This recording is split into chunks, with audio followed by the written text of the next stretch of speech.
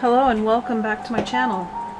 Today I'm doing a video on how I made this vine because I got a lovely comment on my forest journal video asking me from the lovely Luise, Louise or Luisa, I'm not sure, but she was inquiring about how I made this. So I'm just gonna give you a rough synopsis of what I did here.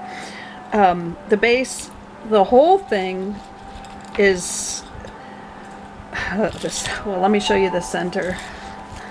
This is what it looks like raw. You can get these in like the fairy section of the craft store, and it's just like a vine, a small miniature vine to wrap through your fairy realm creations.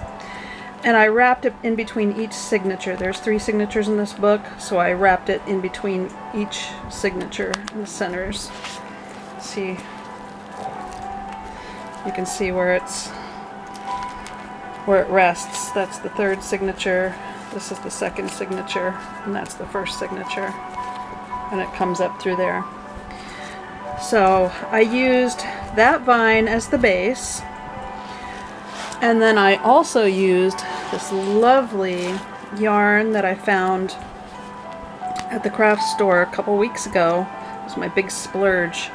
Look at this. It's like, oh, it's exquisite.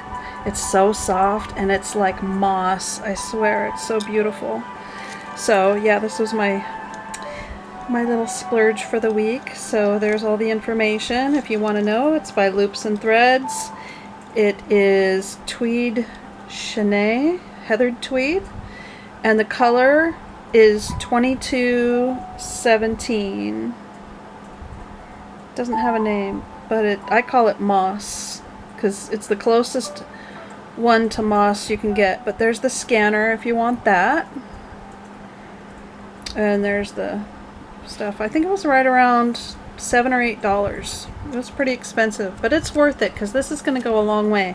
I plan on doing many more of these forest journals, so yeah, this will go a long way. And just look at that detail. Look at those little porous threads. Oh, I'm so in love with this thread so much.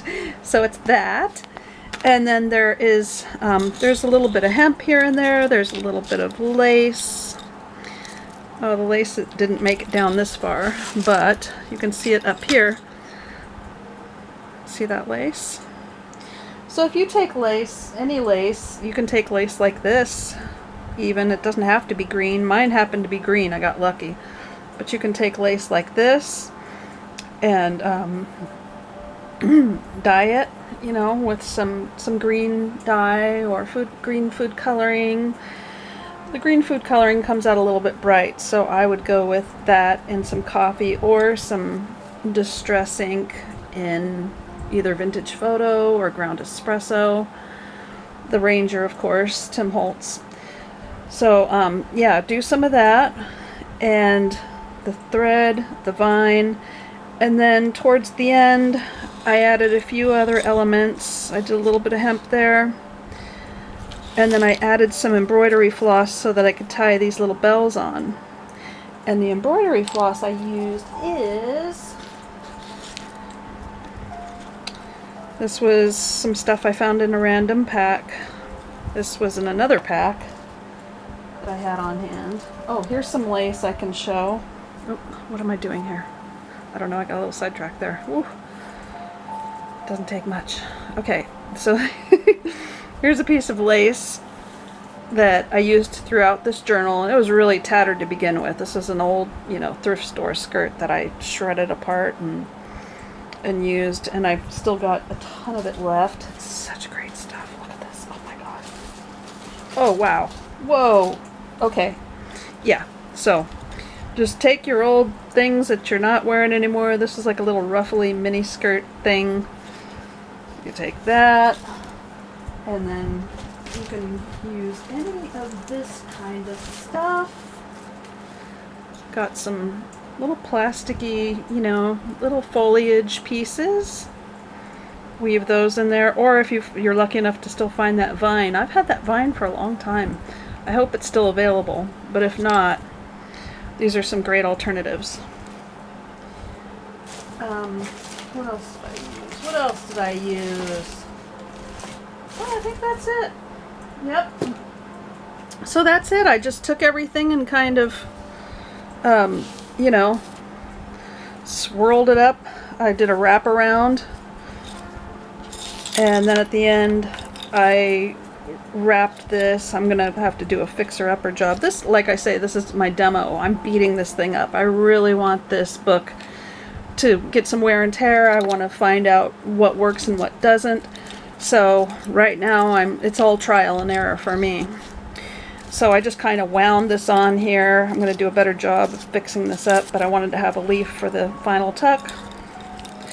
It's always good to have a couple of demos before you know, dive in to the market. So yeah, so that's the vine. Get creative, do your thing, you know, add whatever you like really to it. And I really dig it. The way I kind of, you know, laced it through the book too was really cool. So yeah, so thank you for your wonderful comment, Louise, and I look forward to sharing more of my journey with you. I will be coming out with a few more videos over the next couple days, hopefully, now that I've finally got some caught up on time, and I'm just getting over a little head cold, so I apologize for my voice being a little funky right now, but I'm still recovering. And I'm venturing on to my next project, and I've got some, you know, some videos coming forward that are going to be like how to save money on your craft, how not to spend too much, because it's overwhelming. You could start to think, oh, I gotta get all these things, and no, you don't. You can do this stuff for almost free with what you have on hand. So take good care. Thanks for watching. Like, share, subscribe, and we'll see you soon.